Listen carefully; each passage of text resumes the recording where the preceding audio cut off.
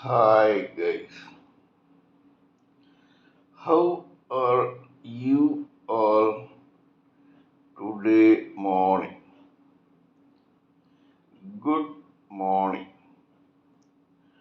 Today is 20th August 2023. My name is TSV Raghavan and I live in Chennai, Tamil Nadu, India. This is my spiritual vlog on YouTube. Hardan, Hardan, Hardan, Haribol, TRSV, Nectar, NECTAR, Nectar, in this particular vlog.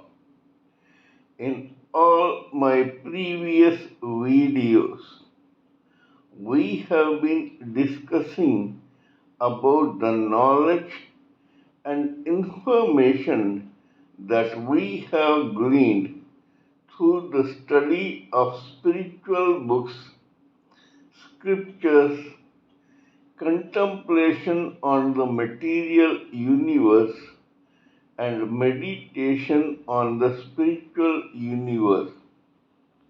This particular video in this vlog is no exception to that rule.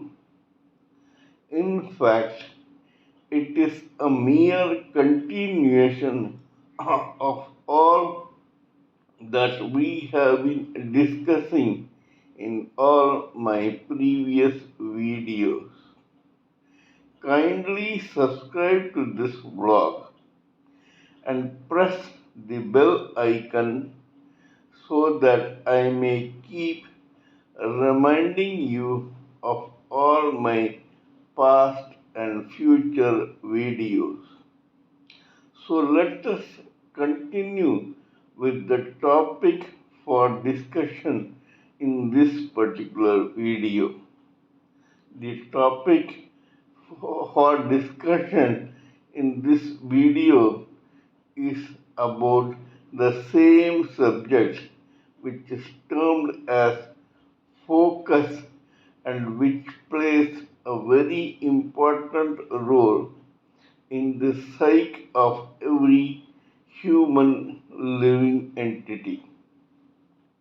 As I had mentioned before, we all are individual spirit sparks from the spiritual whole who ejected knowingly or unknowingly out of the spirit hole and began floating aimlessly in the ether or space till one day we as spirit sparks got attracted to this material universe, realized that we as spirit sparks are God's superior spiritual energy, whereas this material world is the same supreme personality of Godhead's inferior energy, and, and conveniently forgot that both superior and inferior energies belong to the Supreme Personality of Godhead, and in our complacence and overconfidence tried to get in touch with this material world, to lord it over this material world and universe. When we got in touch with this material world, we, the individual spirit spark, became a spirit soul. This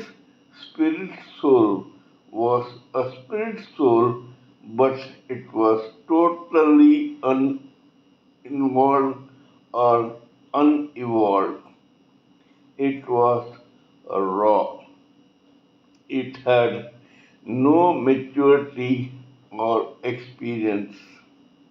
However, when it tried to get in touch with this material universe and resultantly became a spirit soul, this material world got visibly irritated by that touch, and to prevent the irritation, it began enveloping us, the individual spirit soul, with four layers of material body. These four layers are as follows. The first layer is known as the layer of causal body of intelligence and logic. The second layer of the astral body of mind, feelings, and emotions. The third body of etheric senses, namely sight, hearing, smell, taste, and touch, and the fourth gross body made up of four material elements, namely air, fire, water, and earth. When this spirit soul, that is initially our own true identity, was thus enveloped by four material bodies, the same spirit soul got converted into a living entity. Its identity changed from initial spirit spark to spirit soul and now to living entity. This living entity could be either human or other type of living entity like tree, worms, insects, cells, amoeba, algae, amphibians, birds, bees, etc. When it donned the gross body of a human living entity, its destiny began. Till now, the same living entity was going through an endless chain of births and deaths in which it got born as some other living entity. But the moment it donned the shape of a human living entity, the chain of repeated births and deaths continued as before, but now something called destiny or karma was joined to that cycle of endless births and deaths. Karma means the residue of efforts put in by a living human entity in a particular birth. This residue of a particular birth is stored in what is known as Sanchit karma in the subconscious memory of that particular living entity. This goes on and on, birth after birth, death after death. Thus, the storage of karma in that Sanchit karma swells after every birth because residue of karma keeps increasing birth after birth. When a living entity, a human living entity, takes birth in a particular lifetime, he or she takes a slice of this sanchit karma to be worked out in the next lifetime, that is, the one that he or she is born in. This slice is known as prarabdha karma. We have already discussed in detail about all these processes. Today we are here only to talk about a term called focus, which plays a very important role in the psyche of a living entity. Focus is extremely important only when the same living entity gets evolved enough to reach one particular stage. Before going into it, let me remind you that at any time, out of the 100% human living entities in this society, 75% are ignorant enough to still think that they have been born in this material universe only to lord it over material nature, and in that process they go through an endless cycle of happiness, distress, pleasure, pain, failure, success, frustration, sweat, tears, etc.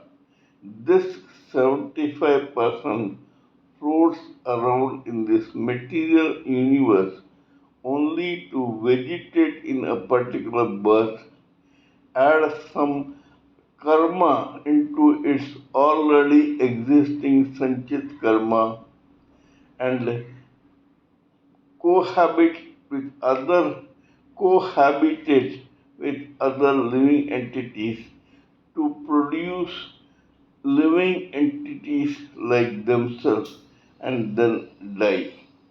This is the only effort that these people put in a particular lifetime. This is the 75%. The rest 25% are evolved enough to realize at last that they are actually spirit souls and not living entities who are eternal servants of the Supreme Personality of Godhead. When they realize this, they want to carry out some assignment for the Supreme Personality of Godhead in this lifetime or in the lifetime that they have been born. When such a thing happens, these people either discover an assignment or are given an assignment by the Supreme Personality of Godhead or destiny. This assignment may be material or spiritual. Only when one living entity continues to complete his or her material assignments satisfactorily does he or she enter the spiritual path. When he or she enters that spiritual path, he or she slowly and steadily gains confidence of the Supreme Personality of Godhead, and he begins giving them spiritual assignments. When a particular living entity begins getting some spiritual assignment, he or she may begin as a meditator, a contemplator, a monk, a rishi, a maharishi, a saint, a godman, a god, demigod, an angel, a celestial being, a ethereal being, or some other person from the other dimension in life. But this is a far away aim. We are here only to discuss case histories of those who are not yet evolved to become such exalted human beings. Case histories of such guys will be discussed in other videos. But before that, we have to discuss about the case history of those who are taking up and trying to complete their material assignments. Even here, it does not happen, or it is not necessary to happen in one lifetime. It is not at all necessary that a living entity will be able to start from A in one assignment and reach Z in the same living uh, lifetime. That means that even this requires evolvement. Just like in an organization, a commercial organization, or an office in the material world, there are various levels of employment like peon, clerk, intern, trainee, supervisor, employer, or low level manager, middle level manager, high level manager, department head, project head, CEO, etc., according to the cerebral and other evolvement of a human being. Similarly, when he or she gets a material assignment, this person also starts from scratch to reach the top or pinnacle of success in that particular material assignment. While doing this, the term focus comes into picture. This focus is absolutely necessary to reach a particular level of assignment in a particular lifetime. One does not achieve that goal in one lifetime. When you start from scratch, you allow that particular project to slowly grow into you. Project means assignments. It is not necessary that someone who has a material assignment must get addicted to it in one lifetime.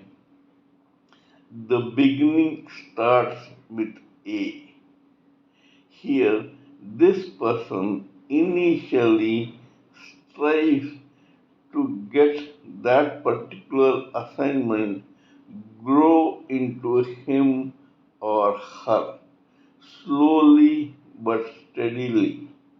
Here I would like to tell you that every material or spiritual assignment is like a mistress or a lover.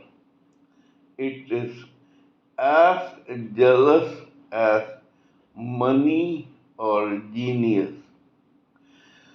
When one person gets an assignment, it sees to it that this person becomes an ardent and total devotee of that assignment.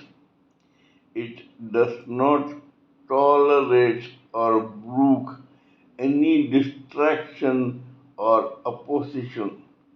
If a living entity, by the way, gets distracted, this assignment stops performing. Hence, this living entity must always strive to focus on a particular assignment completely to achieve the pinnacle of success in that particular assignment. He or she cannot afford to distract himself or herself from that assignment. So here we are studying several case studies or history to find out how and why it happens. There are several living entities who are in various stages in the 20% bracket. They have received the assignment, but they have not yet reached the Z category in that assignment. They are in various other alphabets like A, B, C, D, etc. In that case, their level of achievement in a particular assignment in a particular lifetime differs. It is not necessary that every living entity who has been bestowed with an assignment should reach the top in that particular assignment. There are various levels of achievement. That is precisely the reason why we have sportsmen, athletes, bodybuilders, strongmen, actors, engineers, lawyers, professionals, etc., with different degrees of expertise in their own field. There are some superior guys, there are some medium guys, and there are some who are just beginners. That is the reason why the achievement of any human living entity in one particular assignment differs. How it differs, let me tell you in this particular case history. There was one very famous, talented, and successful character actor called Giant in the Bollywood film industry of Hindi in Bombay, India in the 40s and 50s. He was a very great actor, much revered and renowned. This guy's second son was born in the month of November 1941. These people originally belonged to the country of Afghanistan, but they had relocated to this Maharashtrian capital of Bombay in India and had settled there for generations. This man, Jant, became quite successful. His son is the person whose case history we are going to talk about in this particular video. This son was christened Amjad Khan. Amjad Khan, as an individual living entity, belonged to the same category of 20% of living entities who are in search of some material assignment. This guy had also begun so in some other lifetime before his birth as Amjad Khan. He had received some degree of success in that assignment in that particular category, and the category was acting. Probably he had started from scratch long back, and now because he had achieved such degree of success in his previous lifetime, became a seeded player now and was born as the son of an already successful actor. Amjad Khan had such a destiny that he became a child star even in this lifetime. A child star is one who begins acting even as a child in the film industry. This guy starred in one of the most legendary and iconic films called Mughal-e-Azam as a child star. Amjad Khan was not only talented but he was also quite intelligent. Now, destiny and his assignment began watching over his shoulders to find to what great lengths this boy will go to complete that assignment. In that process, this boy began struggling to become a successful actor, but alas, even here, he decided to make both ends meet by doing some business in film distribution, etc. In that process, he learned several languages and became a successful distributor. However, just like a true living entity of the 20% bracket, he continued to struggle to become an actor. He became a part of a theater group and he began giving excellent performances in various plays and dramas in the theater.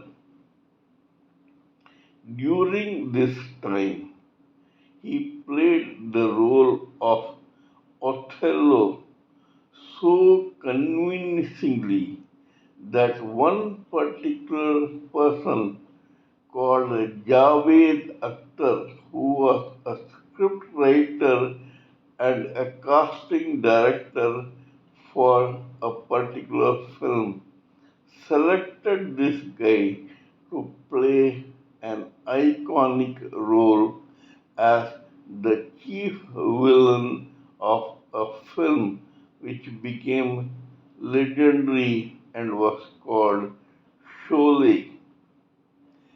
Amjad Khan had reached such a level of involvement in acting assignments that he gave such a performance in a particular role called Gabbar Singh, that of a dacoit, so convincingly that nobody from 1974, when he played that role, have surpassed their performance in that particular role.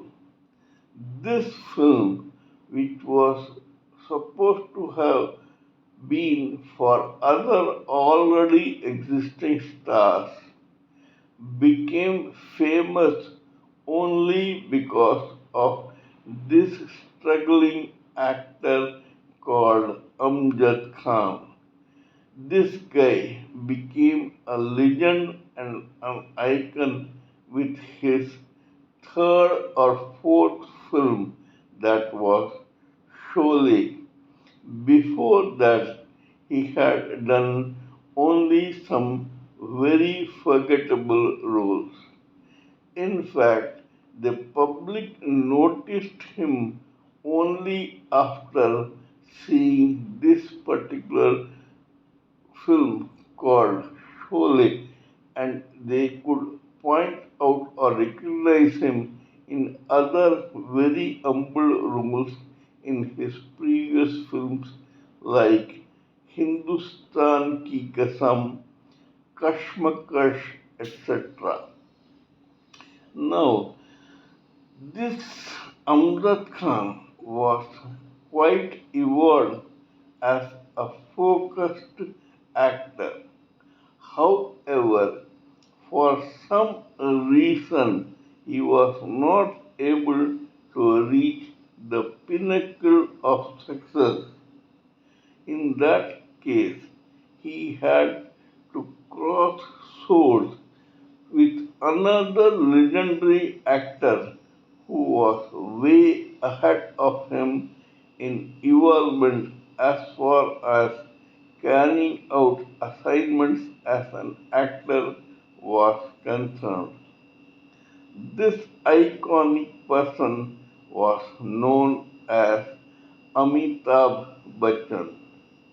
When they crossed swords, Amitabh Bachchan won, as a result of which Gabbar Singh or Amjad Khan's career as an actor came to an abrupt end and he passed on in the year 1991 or 92. In fact, only after his death, the same Amitabh Bachchan acknowledged that he was very sorry that such a great, talented friend called Amjad Khan had to pass away so early after he got dejected as an actor. Probably Amjad Khan began considering his journey as an actor in this particular lifetime to have come to an end. He found that he had still to improve as an actor, and so he passed on to take another lifetime where he would come as a superior actor thanks to his already existing Sanchit Karma, which had by now swelled further, and now his Sanchit karma had become richer thanks to his contribution as an actor for that assignment in this particular lifetime. This guy had contributed a lot to the acting field in this particular lifetime, and so the residue of that karma would have been added to his already existing Sanchit karma. The prarabdha karma that he would be born with in his next lifetime will be richer than what it is today in this lifetime. The same happened to another guy, another iconic actor called Irfan Khan. Irfan Khan was born as Sahebzade Irfan Khan on 7th January 1967 in a successful and respectable Afghan family in Jaipur. Probably he was a little ahead of Amjad Khan in his evolvement as an actor, as a result of which, though he was born with the talent to become a cricket player, Irfan Khan chose acting as his lifetime profession and became a student in the National School of Drama in Delhi, India. Slowly, roles in theatre, stage, films, and serials began trickling in. Irfan Khan was such an iconic and expert actor that his own wife has gone on record saying that whenever this guy got a particular role in a particular film or serial, he used to lock himself up in a room to become that particular role. He used to spend hours meditating on that particular role. That was the reason why he gave only legendary performances and gave several super hit films both in Hindi and in English movies from Hollywood. Plus, he received several accolades and awards in films. His films have become legends as on date. They are Some of them are Pan Singh Tomar, Life of Pi, Slum Dog Millionaire, Lunchbox, etc. This guy's performances were so iconic and superb that other actors took a leaf out of this boy's lifetime and talent to improve their own talent in acting. And this included even those actors who were seniors to him in this profession. As they say, when a person is loved by God, this guy dies young. Similarly, while Amjad Khan died in his early 50s, Irfan Khan also began suffering from an ailment and passed on at the age of 51 or 52. But by that time, such an actor was he, such a talent was he, that he achieved far more success than many guys do in longer lifetimes, even in the film industry. What to speak of other walks of life?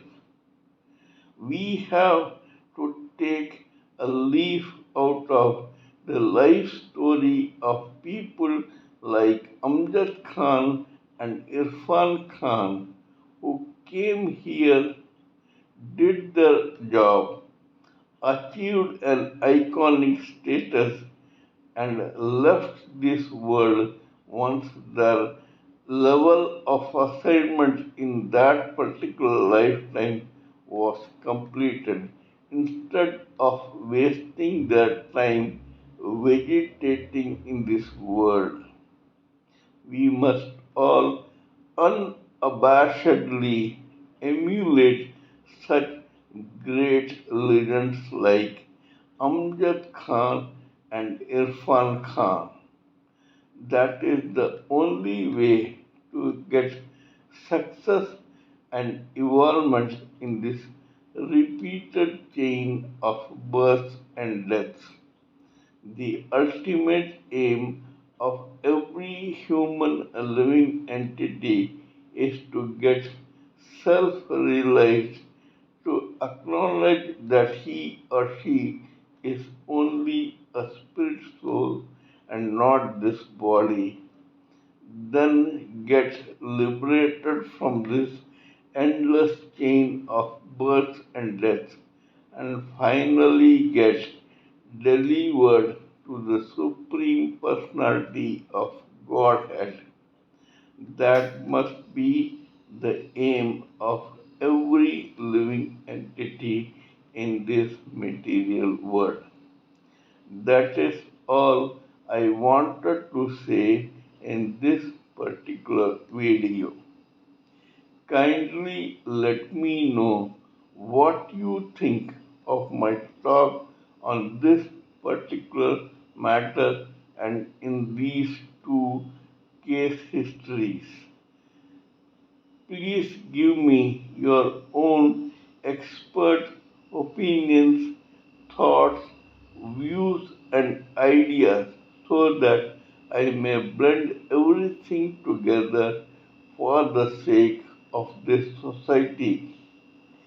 Before concluding, let me remind you that I am also a published author with Amazon Kindle and paperback. I write on spiritualism, fiction, and assorted subjects. Spiritualism happens to be my favorite subject. Till we meet in my next video, it is good morning from TSV Raghavan.